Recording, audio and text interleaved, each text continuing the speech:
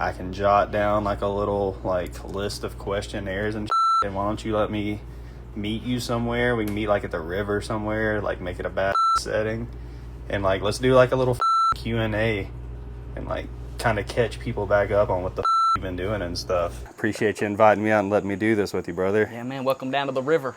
So tell us, where are we at right now? We are in my hometown. We are in Lee County, Virginia, which is in the southwestern portion of Virginia. They're in the Appalachians. And we're on my property. This is my dream property. It's a beautiful area. I love your property. You've told me a little bit since I've been here what you got going on. I can't wait to see the finished product of your top secret builds you got going on. Yeah, man, we got to get out. I'm in a house currently built in the 20s. I live with the insects and the rats. I hit my head several times a day, so looking forward to building a house, getting in it. All right, man. So I tried to dig up some research on you, and you're a hard one to find. You've never done a podcast or an interview. So let's start with the beginning. Yeah. When you started the music stuff, what did success look like in your eyes? Man, I really didn't know what to expect. I watched Justin Bieber do his thing on YouTube, and that kind of inspired me to someday be able to do something. And in the beginning, I really didn't know if that looked like a big record deal or what. I really didn't know what to expect. It was all those followers. It was kind of just newfound territory for me, and I really didn't know what to expect. I just hoped for something great. You know what I mean? I think you found it. Yeah, well. What was the plan before the music? Has it always been music? Was that the goal, or what did you have going on? Not really, man. I mean, when I turned 18, I done an online audition for The Voice. I was never one of those guys that would go out and wait in line, and like you see American Idol, all those people. I was never interested in doing anything like that. But The Voice, they done these online auditions, and I had a webcam, and I was comfortable. I started putting YouTube videos up in 2009, I think. I didn't have any luck, but I could do the online audition. So I went to Nashville for The Voice at 18. Me and my buddies, my good friends, drove me up there, and I got approval with my online audition. They told me to come to Nashville, so I thought that like I had made it. I really thought that like, oh, I got approved, so I'm going to continue. But I come to find out that the whole online video thing was just a way to schedule everybody coming in at once. You could have uploaded a video of you sitting on the toilet, and they would have approved you and told you when to come to The Voice at this time on this day. Wow. So when I went up there, I got immediately rejected. I was surrounded by people who were much more talented than I. I got rejected immediately and went back home, and my dream of becoming a music guy honestly just was killed out in that moment. And I had to decide, okay, I'm either going to be a welder or I'm going to be a lineman. And I ended up settling with prison guard. I wanted to retire in the prison one day, so I went to community college, got 2 associate degrees, one in police science and one in corrections, and I'd given up on the music dream, man. I was trying to retire in the prison, but that didn't work out. Were you always musically gifted as a child? Like, is that something you grew up doing, singing, playing the guitar? No. Nobody in my family plays an instrument, encouraged me to sing or anything like that. I just sang a lot. My mom was a single mother growing up. She'd ride me around in the car, and we would listen to what was on the radio, and that's how I learned to sing, And I would listen to singers like Rascal Flatts, and I'd hear them do this crazy stuff with their voice, and I'm like, how do they do that? And eventually I just kind of mimicked them and learned the runs and learned how to do that. And so it wasn't always like that. I did have interest in a guitar when I was an early teen, probably. We bought it at a yard sale, and my mother actually came in one day while I was sitting on that thing, and she said, you ain't never going to learn how to play that. And she took it from me. She sold it back to the yard sale. And so it wasn't till I was 17 or 18 till I ever picked up another guitar and finally learned how to play it. So it didn't come natural, that's for sure. It seems very natural, so you're very gifted at what you do. Well, depends on who you ask. So you mentioned Rascal Flatts. Is there any other musicians or bands that inspired you or your sound today that we hear? I think Rascal Flatts, I think Garth Brooks. I'm really into vocals. And I grew up around here in these mountains. You didn't have the best reception for radio, so it was like you either listened to 90s country, 96.9, or you listen to today's hits on 94.9. And so I was growing up listening to a lot of R&B, a lot of rap, and a lot of pop, and there's a lot of vocals in those too. So I took a lot of inspiration from R&B, definitely. All right. So when I say young Taylor, I'm going to talk back into like when the music started taking off. Did young Taylor have the right idea about what this lifestyle was about to be like when you stepped into it? No, young Taylor was clueless actually as to what he was about to step into. I hate to say that I would, if I could go back in time, that I wouldn't do it knowing what I know now, because I don't like to live in the past. That's how you get depressed. And if you want anxiety, worry about the future, So I didn't really expect all this, no. We've heard you speak on your social media, especially the last couple of weeks, talking about managers that hit you up in your heyday and everything. Can you speak a little bit more on that? Talk about some of those people that reached out. Yeah, man. Gosh, when the whole viral thing happened with Vine, I had never been on a plane. I had never really traveled much city life, and all of a sudden, these people start reaching out to me out of the freaking floodworks. I mean, wanting to manage me, wanting to do a record deal, wanting to be like an agent for me in the touring world.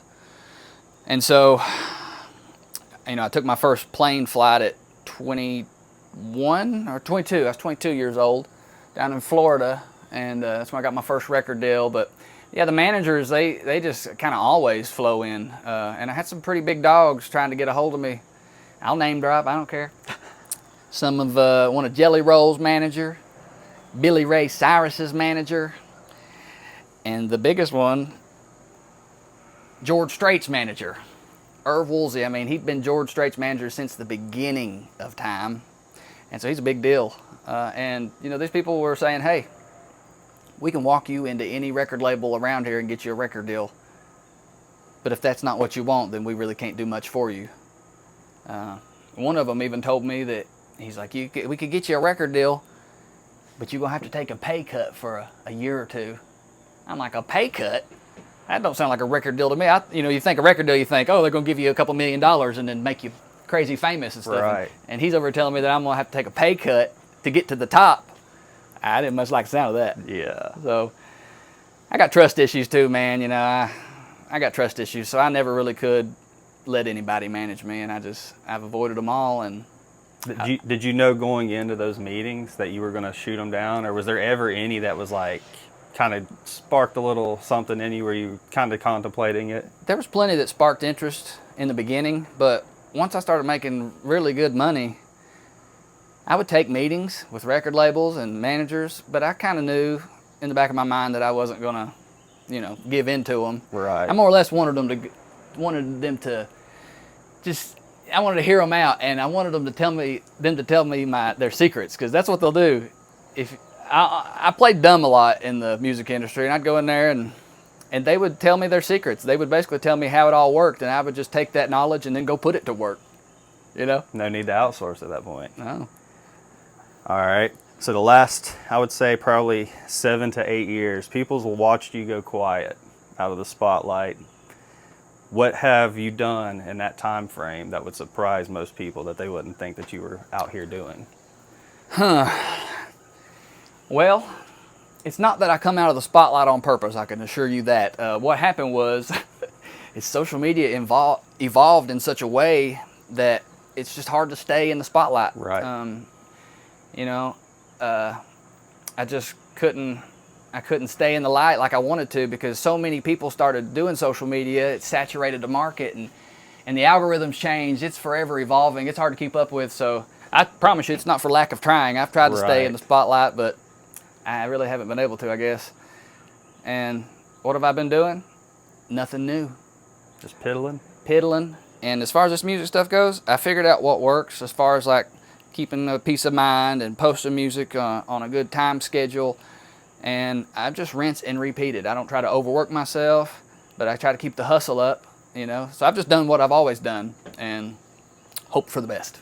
I've known of you for years, but I've known you personally only for about a month now. And just in that month, you seem like one of the most level-headed people in this industry that I've gotten the chance to talk to. Appreciate that. How do you keep that mentality, especially when you got George Strait's manager and people like that hitting you up? How do you keep that sanity and that the humbleness that I see in you? Brother, I stay in the country. You know, I'm from the middle of nowhere. I grew up humble, and you know, my papa told me once that the best thing about me was my humility. When all this started off, it's really easy to let the ego take over, and suddenly you think you're somebody.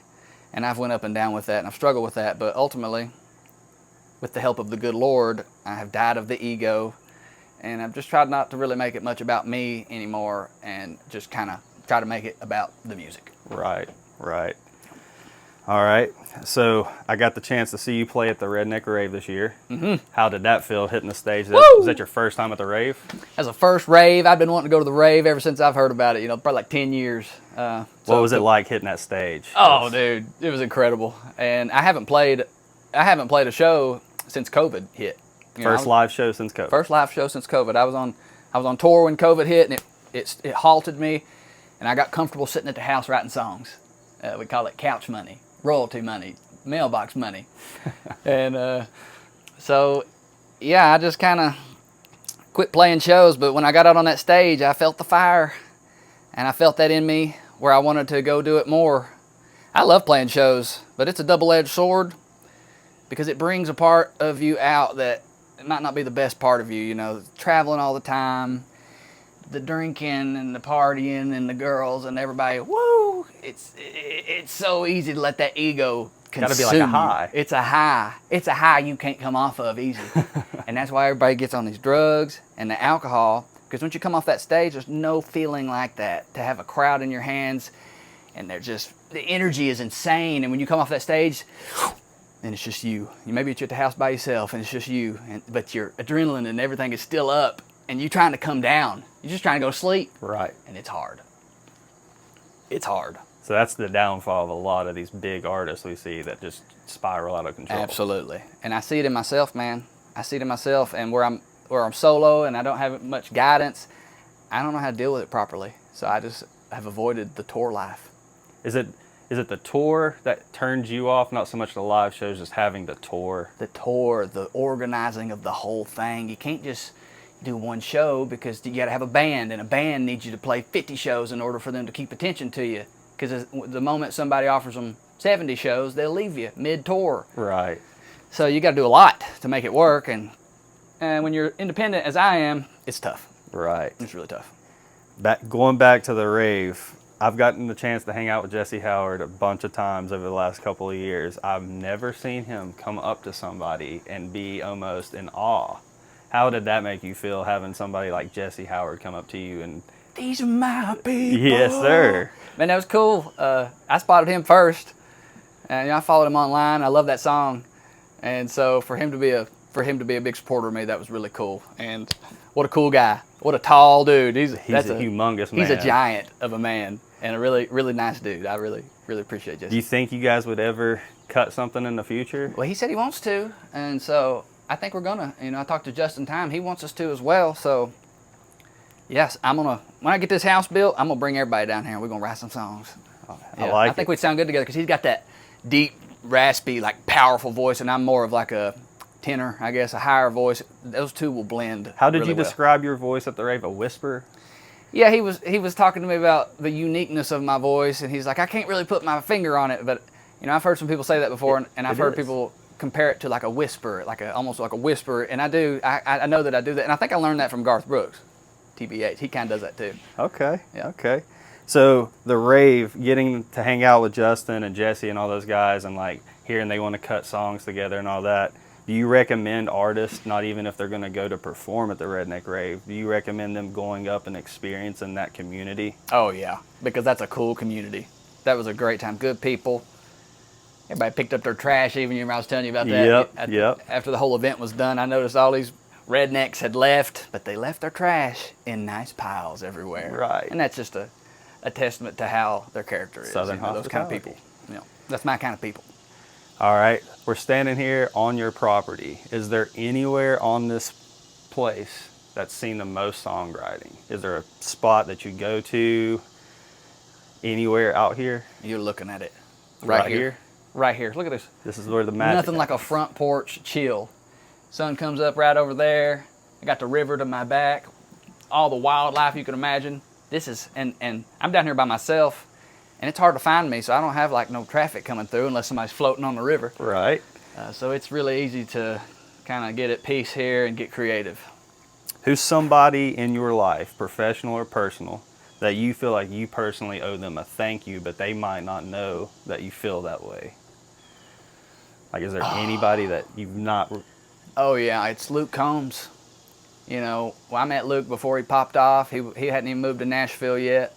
He taught me how to write songs. I didn't know how to write songs. Nobody in my family does this.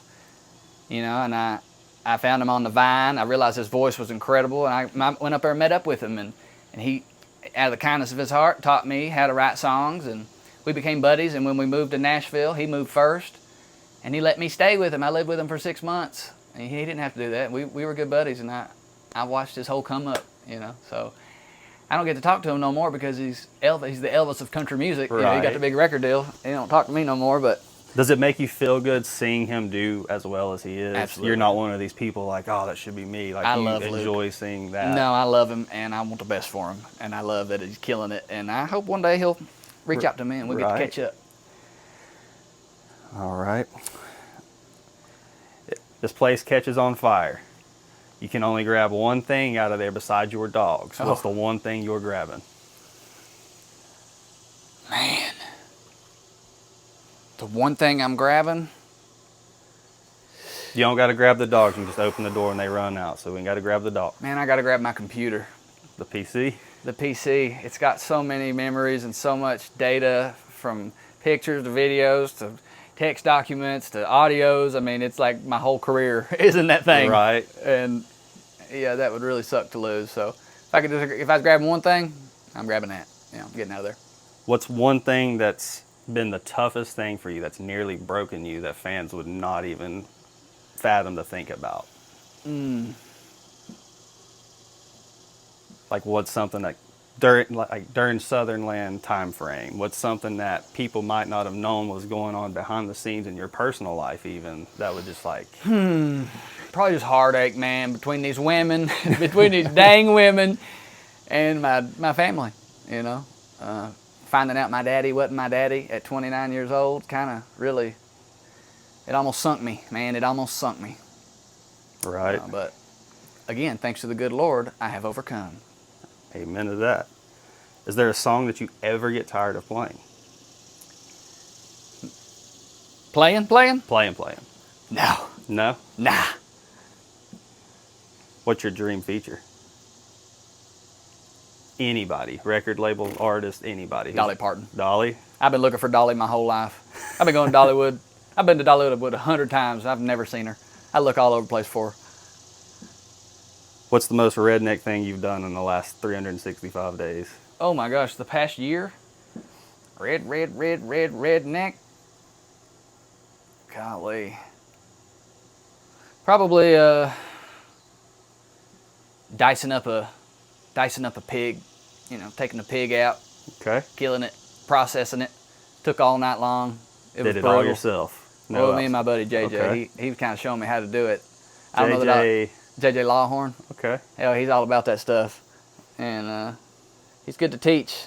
I don't know that I'll ever want to do it again because I'm telling you, it was some back-breaking work. But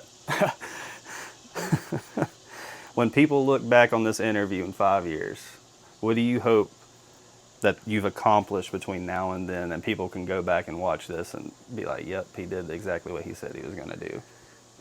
Man, I hope that I can continue to put the music out like I have been independently. Because if in 5 years I'm still doing this independently, I haven't folded to the record label, then I'm doing what I want to do, and I'm doing what I've said I'd do, and I'm content with what I've done and what I'm doing, and yeah. What's the next year look like for Taylor Ray Holbrook? I'm going to build that house. I'm going to host songwriter retreats here, try to double my music production. I'm looking to purchase a home in Nashville so that I can spend more time out there because I'm just way more productive when I'm surrounded by songwriting people. You know, nobody around here is writing songs with me. So if I could get out there, I'll be a lot more productive. So I'm hoping to buy a house in Nashville, build a house here, and it would be nice if I could get a hold of somebody that could help me figure out this tour life a little better. Because I know they want to see me, and I want to see them. It had to feel good seeing everybody sing Southernland back to you first time on stage. Ain't nothing like it. I was blown away for you. There ain't nothing like it. That's always the banger of the shows. You put the Southernland on, and I don't even got to sing. I can just let them do it. What has that song itself done for you personally? Man, I mean, that's my most successful song. It's my first gold record. It's my first platinum record. So it really just kind of set me as a serious artist in the game, I think. You know, because a platinum record for an independent, unheard of. Right. I think we may have broke records with that song. I think we may have done something that no one else had ever done, and we done it first. Right. So. Did you find yourself ever chasing that Southernland again after you made it? Every day of my life. Looking for that second. I would love to hit another Southernland, and I've tried, and again, I don't know, the times were different back then. The internet worked better. Right. It don't work as good anymore. I think I've released songs that are kind of comparable to Southernland, like The South Hits You with Charlie Farley. But for whatever reason, I can't get it out there to the people like Southernland. What's this new music you got dropping out already? You dropped a little EP. Can you give us the name of that? Working on an EP. It don't really have a title yet because I haven't figured out what the main one's going to be. Could be Simpler Life. You know, I just dropped Simpler Life, and that's probably my favorite on the EP right now. So, and I'm going to continue to add songs to that until it becomes an album, Lord willing. I got some different music coming out though. I'm gonna release something a little more traditional here soon. I got one called Love You Like I Do, and man, it's country. And I wrote it with a huge songwriter. I think he's like multi-diamond. Wow. We talking, whoa! So I'm hoping I can do him justice by getting that song out to enough people, because he didn't have to write with me. You know, he's a big dog, right. And I'm a little puppy in the game. So, all right, man. I think we've covered everything that I, as a fan, would want to ask you. Is there anything we haven't touched base that you want to let everybody know or catch up on? No, I mean, that's all I got really, unless you got anything else for me. I think that's it, brother. You got your social handles and everything. Where can we find the new music at? Where can we go keep up with your life day-to-day basis? Oh, yes. Just look up Taylor Ray on anything. I'm easy to find. I got check marks on all my profiles. Yeah. Alrighty, man. Well, I appreciate you giving me this opportunity. I appreciate you having me out here. It's been a blast. Yeah, man. Thanks for doing this. Yes, and sir. Keep it country.